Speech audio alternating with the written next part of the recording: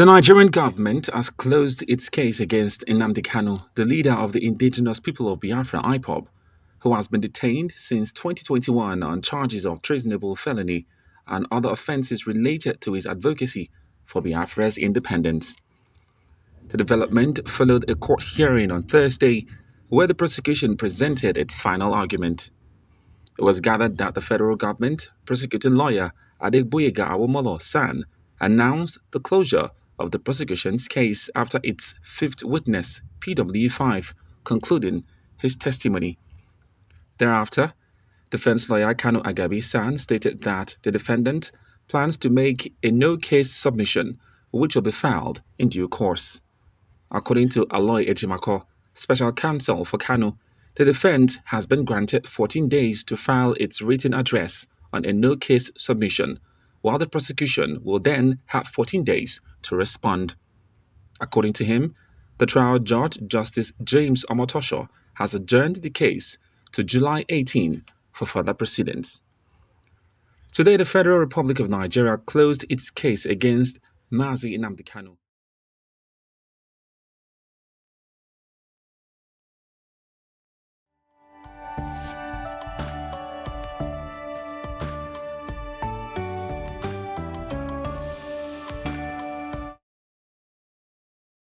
Today, the Federal Republic of Nigeria closed its case against Mazi Nnamdi Kanu. The court granted the 14 days to file its written address on a no-case submission and 14 days to the prosecution to respond. The court then adjourned to 18th July. Thanks for your support. Ejimaka stated this on a post on his X account shortly after the court hearing. The case against Kanu has been ongoing, with the prosecution alleging that his actions and statements have incited violence and separatism in the southeastern region of Nigeria. Kanu's detention and trial have sparked widespread controversy and debate, with many calling for his release and accusing the Nigerian government of suppressing dissenting voices. The outcome of the case will be closely watched, with implications for Kanu's future and the broader separatist movement in Nigeria.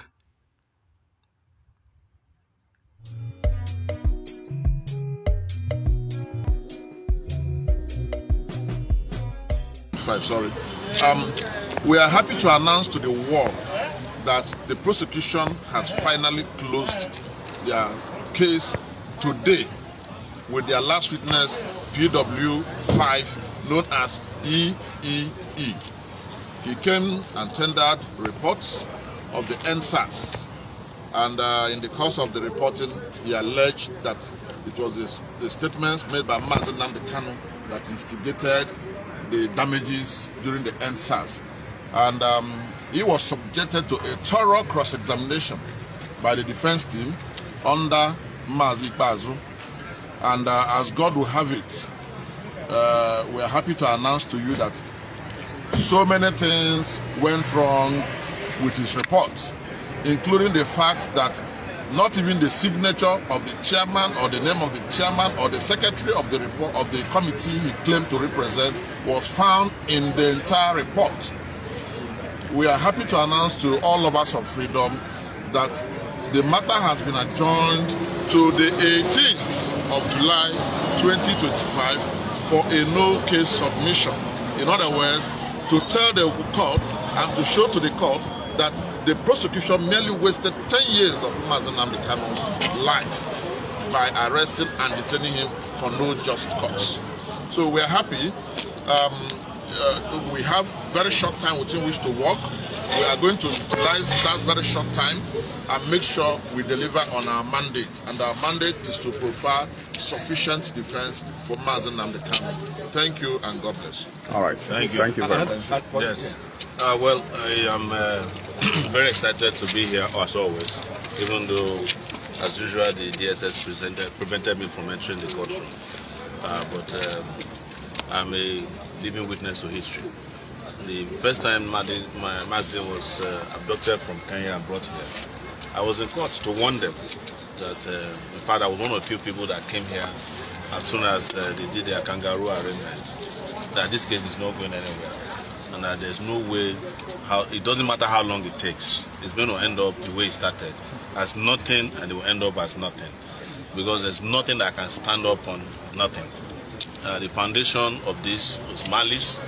It was a suppression of a section of Nigerian people and a violation of the fundamental right of a Nigerian British citizen who was abducted from another country, brought here without due process, and detained indefinitely, even presented from having open and fair trial, which we have seen all over the time. As a matter of fact, today we already had an altercation with the DSS, preventing people from moving around here. But you know, they started by blocking everywhere. Now they are tired, they can't even block half of the road, because you cannot stop an idea whose time is come. And this is what we want them. And I'm glad that they are reaching the dead end that we have predicted. The dead end is that there will be a no-case submission. In fact, I would have an issue with the lawyers if I were to be involved, because there's no need to even file a no-case submission in a case that never existed in the first place. But you have to do your own legal work. And let me use this opportunity to also appreciate all the lawyers and all the people who have stood in solidarity with Nnamdikanu. I've said it that if I'm the last person that will stand with him, I will stand with him. And mine is not political. In fact, the most unpopular political decision to take in Nigeria is to stand with Nnamdikanu.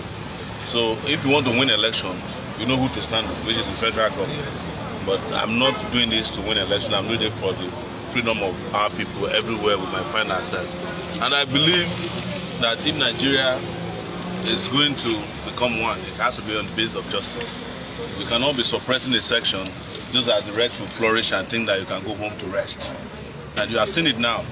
Even those people who never believed Nnamdi a few years ago, they have seen it with what the Fulani herdsmen are doing, killing hundreds of people. They are doing it also in the southeast. They killed in Ebonyi, they killed in Enugu, they are killing in Edo, they are killing in Kogi, they are killing people across the country. Imo, yes, there was some killing. So this was what Nnamdi told you as a prophet. But he has always told me, when I met him in New York, that he's not a prophet. He's just saying the reality of what the Nigerian project is all about.